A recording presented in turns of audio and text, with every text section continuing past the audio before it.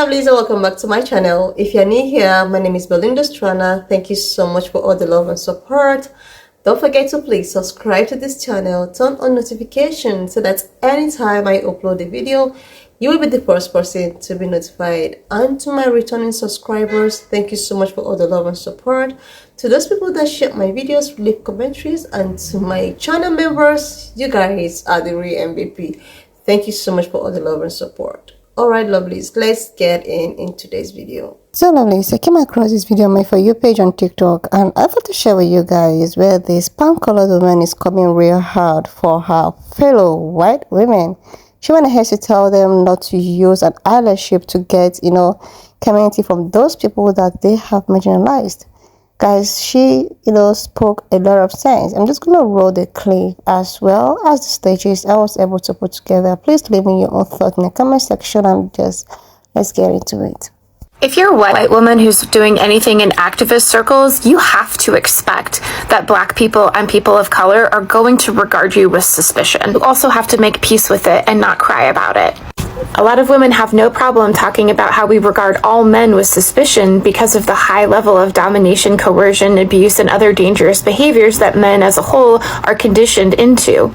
We make the argument that you never know which person is going to be the person that's a predator, so you have to treat everybody like a predator until proven otherwise. And then a lot of white women get really offended when that same reality is put onto us from Black people and people of color. We don't see ourselves as the oppressor because we identify with the oppressed status of being women, and we have this logical fallacy that because we can identify with one marginalized and oppressed group in society, we can identify with them all. This is where intersectionality becomes really important, which is where a lot of white women especially drop out of the conversation. But the oppression that a person who is Black and also a woman is going to experience is very different than the kind of oppression that a white woman will experience. And while they're both experiencing oppression and they can communicate from the language of oppression to a degree, it's completely disingenuous and dismissive for a white woman to not listen to the unique forms of oppression and systemic marginalization that people of color and Black people experience. When I show up to conversations, I know that I've done a lot of work. But people who meet me and see my white womanness are not going to know any of these things. And even if they did, those things don't meet the bar of making me a safe person for them. I have to demonstrate my safety with the behaviors that I choose and the conversations that I have. And I have to continually demonstrate that safety because it's completely fair for a person who is marginalized below me and by people of my social group to not regard me with safety until they have seen me demonstrate safety continuously over a long enough period of time that they can let their guard down. I have to be available to be called in. I have to be available for conversations. This doesn't mean that I have to accept mistreatment, but it does mean that I can't experience guarded behavior as mistreatment because guarded behavior is not the same as treating me badly. This means that I can't inject the things that I know that I have done to deconstruct into conversations with people who aren't asking those questions. Because if I show up trying to prove myself in that way, I'm centering myself and I'm making the conversation about how good of an ally I am. And it doesn't matter how much work I do on myself, there are still going to be people in the Black community and communities of color that are not going to trust me no matter what. Their not being able to trust me is a reflection of how poorly they've been treated by people who look like me. I have to do that work regardless of who pays attention or who trusts me. Because if I make my deconstruction conditional upon being accepted into the communities I'm deconstructing around, I'm still centering myself. So if you're a white woman working on deconstruction from white supremacy and colonization, it is really important for you to also internalize these beliefs. The bare minimum is deconstructing to a place where we are sitting at equal ground as much as possible. We don't get cookies for that. If you're a white woman that's where a lot of people screw up on an anti-racist journey or an anti-sexist journey or an anti-classist journey. Basically any deconstruction journey, a lot of people get stuck at the part where the people that you were trying to be safer for call you in and say, what you're doing, what you just said is not okay. And folks will get really up in their feelings about it, really up in their ego about it, and they'll push back like, no, you don't understand. I've done all of this work. I've done all of this deconstructing. That's not racist because I'm not racist. Or they'll want credit for the work that they've already done and experience being called in as someone somehow discrediting them. instead of stepping out of that ego and being like, it doesn't matter how much work I've done, I'm going to be doing this work for the rest of my life because I'm conditioned into this system. And every time somebody in a demographic that I'm deconstructing around calls me in, that is a gift. That is an opportunity to learn more, to grow safer, to become somebody that is a better ally or a better accomplice. I saw a creator use that word recently. I really like that better than ally. Being called in is always a gift. It's always an opportunity to show that we're really in it because we're trying to learn and not because we're looking for performative praise, because we're looking for a pat on the head and a pass. One of the most important aspects of deconstruction is opening your ears and closing your mouth. Letting the people whom your existence is oppressive towards tell you when you are doing something that feels like oppression. And people who aren't able to step outside of ego and allow themselves to be immersed in that experience of learning to the point where they are sometimes corrected, they may reduce the amount of harm that they cause.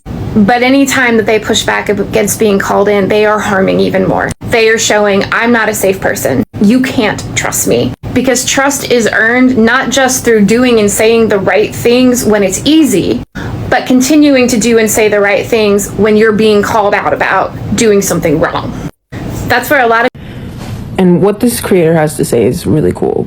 But I have something to add. I think also white women don't realize that they carry trauma from the interactions within white friendship. Because if you aren't cool enough for them, or if you do something even slightly weird and it makes them feel weird, you're going to be cut off from that friend group. They're going to still act nice to you, but they're going to make you feel like a complete outsider. And so when you walk in as a white person into a black space, your immediate thought is, oh, they're not accepting me. They'll never accept me. They're already leaving me out. How can I even try? But that's not at all the case. They just don't trust you yet. It starts with the non-trusting. You don't immediately trust people. That's a white thing. to expect that black... So lovely. Apparently, she is actually talking about, some kind of white women who are activists, who are in align with, black people or black women.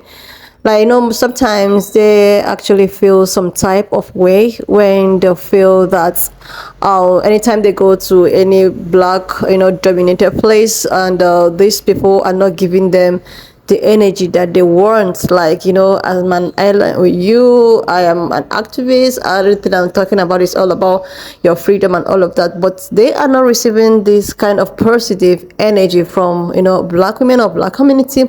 They feel some type of way, and this one color woman is actually trying to tell them that they shouldn't feel that way. They should expect something like that. It shouldn't make them to stop maybe whatever they want to do. They should keep on being an ally, being an activist until when these black women or black people decided to feel very comfortable or trust you. You wouldn't blame people of my own type, like seriously, because these people are really not to be trusted. A lot of them come out, oh my god, I'm anti-rape and cis and all of that, I am aligned with these people, I am here to speak out for them. I could remember what really happened about a woman who actually talked about how she how she feels so loved when a black woman crosses her baby or something. Then a particular black lady actually, stitched her video trying to tell her that, okay, since we make you feel this way, what are we going to get in return? Because this woman, where she was all out, oh my god, I feel some type of way, I'm so happy, I feel loved, I feel I could just, bring down the moon for you people. I feel that I could just talk about the reparations and all of that, for you people. And the other lady that was teaching her video was like, okay, you are trying to make us understand that, okay, we make you feel a type of way anytime we call you a certain name, maybe baby or whatsoever. So what are you going to give us in return? What are you doing to at least there have been so many governors, and there are least amount of black governors and all of that. That's an example that she used. So this actually brought me back to what this colored woman was actually talking about. It takes the grace of God for us to really trust these people, because these people always disappoint when we feel that, okay, we are trusting this person, and this person, we've had so many faith on you. In a long run, because there are so many emphasis where people of color, I won't call us people of color, I'll just call us black people, where we actually need help, where we need real help. These people tend to pretend, or maybe, I don't know, they're forming deaf ears. But when we don't really need help, or when we don't really need anyone, we're just trying to fight ourselves, they try to pretend. I don't know if it's pretending, or maybe they're just being real, that they are all out here for us, they are here to fight for us, we are aligned with you people, want to help you guys do this. But when we really need the help, when we need that help, this is when they will just all go mute. This is when they will go mute. This is a problem. This is a real problem. And when you try to backlash them or something, they feel some type of way, some type of, these people they would never ever accept me, no matter anything I do, no matter the energy I'm giving, no matter how I have proven myself to show them that I am really out here for them. You would not blame them for thinking this way, because of what I have seen in the past, because of how disappointed they get anytime something like this occur.